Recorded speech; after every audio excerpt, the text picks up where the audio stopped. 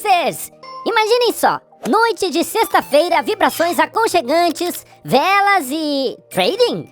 Quero dizer, quando falamos de trading, sempre ouvimos falar de velas. Então, o que são velas, como entendê-las e qual a sua importância? Temos tudo isso no episódio de hoje da Hamster Academy. Uma das etapas de trading de sucesso é o desenvolvimento de uma estratégia e, portanto, a leitura de gráficos.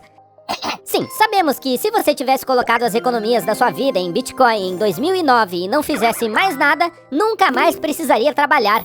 Mas não podemos voltar no tempo. Portanto, isso significa que só podemos traçar estratégias para o futuro. Infelizmente, os gráficos assustam quem não é treinado para lê-los. Sim, nós admitimos isso. No entanto, com algumas imagens e uma pequena explicação, você estará no caminho certo para entender o básico.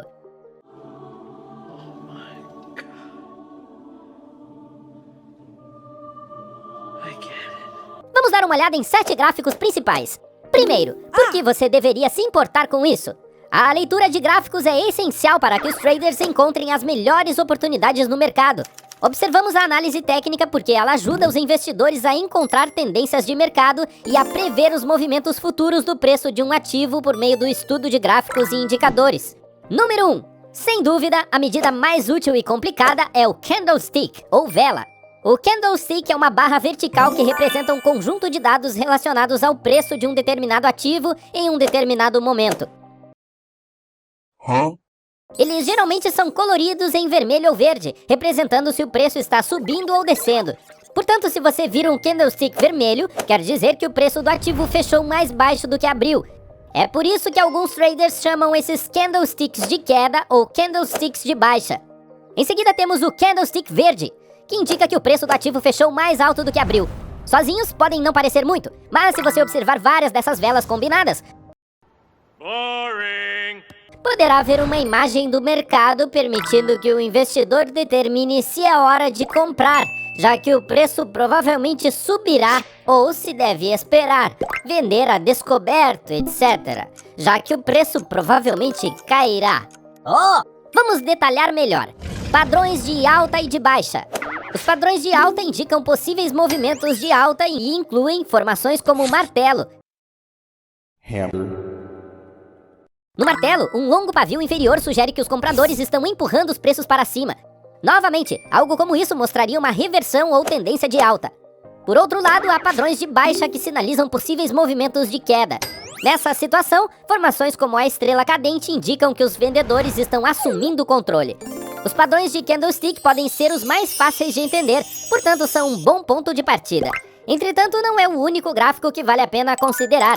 Um bom investidor também deve observar níveis de suporte e resistência, que podem ser encontrados usando linhas de tendência.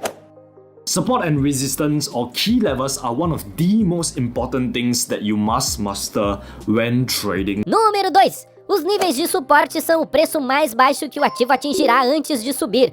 Essa é uma indicação de que haverá muitos compradores. Por exemplo, se uma ação estiver subvalorizada, é provável que os investidores comprem a esse preço até que o mercado absorva toda a sua demanda. Você pode encontrar o nível de suporte ou resistência com uma linha de tendência. Uma linha de tendência de alta analisa as mínimas mais baixas e as segundas mais baixas do ativo em um período de tempo. Os níveis que tocam essa linha de tendência são seu suporte. Por outro lado, uma linha de tendência de baixa é desenhada usando a máximas mais alta e a segunda mais alta do ativo. Como se pode ver em nosso primeiro exemplo, os níveis que tocam a linha são níveis de resistência. Mas o que você faz com essas informações? Ou melhor, I don't know. O que você poderia fazer com essas informações? Você poderia optar por comprar próximo ao suporte das linhas de tendência de alta e vender próximo à resistência das linhas de tendência de baixa. Entretanto, você também pode se deparar com um caso em que o preço de um ativo se mova entre uma determinada faixa. Se isso ocorrer, os analistas podem procurar um colapso ou rompimento que indique que o ativo está se movendo para fora do intervalo determinado. Você sabia que os níveis de suporte e resistência também podem ser usados como médias móveis de longo prazo? Isso nos leva ao nosso próximo tópico. Número 3. Médias móveis. As médias móveis são um dos indicadores técnicos mais comuns. Os investidores adoram esse indicador, pois ele ajuda a suavizar os dados de preço e a mostrar tendências. Having a clear view of the trend can help an investor decide whether to buy, sell, or hold a position. Algumas das médias móveis mais comuns são as de 10, 20, 50, 100 e 200 dias. Como é que se lê isso?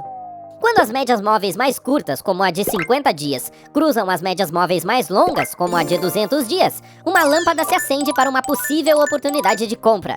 Lembre-se de que as médias móveis de 50 e 200 dias são observadas de perto nos gráficos. Tanto que os investidores sabem que quando a média móvel simples, ou SMA, de 50 dias cruza abaixo da de 200 dias, forma-se uma cruz da morte, indicando que uma queda de preço está por vir. Em outro cenário, quando a SMA de 50 dias cruza acima da SMA de 200 dias, forma-se uma cruz dourada e os investidores se preparam para um aumento de preço. É claro que existem alguns outros indicadores técnicos que podem ser úteis. Aqui estão mais 3 para a nossa rodada bônus. Bônus! Número 4. On Balance Volume, OBV ou saldo de volume. Era uma vez um homem chamado Joseph Granville.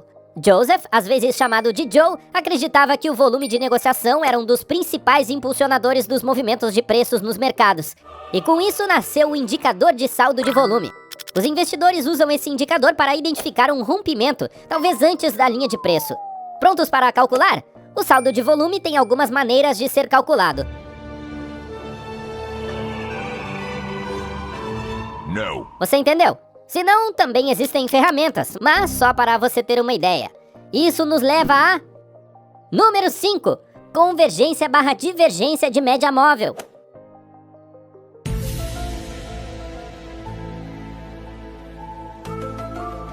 O MACD é um indicador que mede a diferença entre as médias móveis exponenciais de 12 e 26 dias para formar a linha MACD, que pode ajudar a identificar sinais de compra e venda. O MACD também tem uma linha de sinal, também conhecida como EMA de 9 dias. E quando o MACD cruza acima do sinal, os investidores geralmente reconhecem que é hora de comprar. E então, é claro, se o MACD cruzar abaixo, os investidores tendem a vender. Agora, aqui está um para os fortes. Número 6. Índice de força relativa. O IFR é um indicador de momentum que os investidores usam para medir se um ativo está sendo comprado em excesso ou vendido em excesso. Ele também é um oscilador, o que significa que a linha vai literalmente de 0 a 100, e é claro, tudo o que estiver no meio. O que procuramos aqui? I don't know. Se está acima de 70% ou abaixo de 30%. Acima de 70%, a sobrecompra significa que os investidores tendem a vender. Abaixo de 30%, subcomprado, então eles geralmente compram. Agora a situação fica um pouco mais complicada. Conheça o número 7 da sorte, as bandas de Bollinger.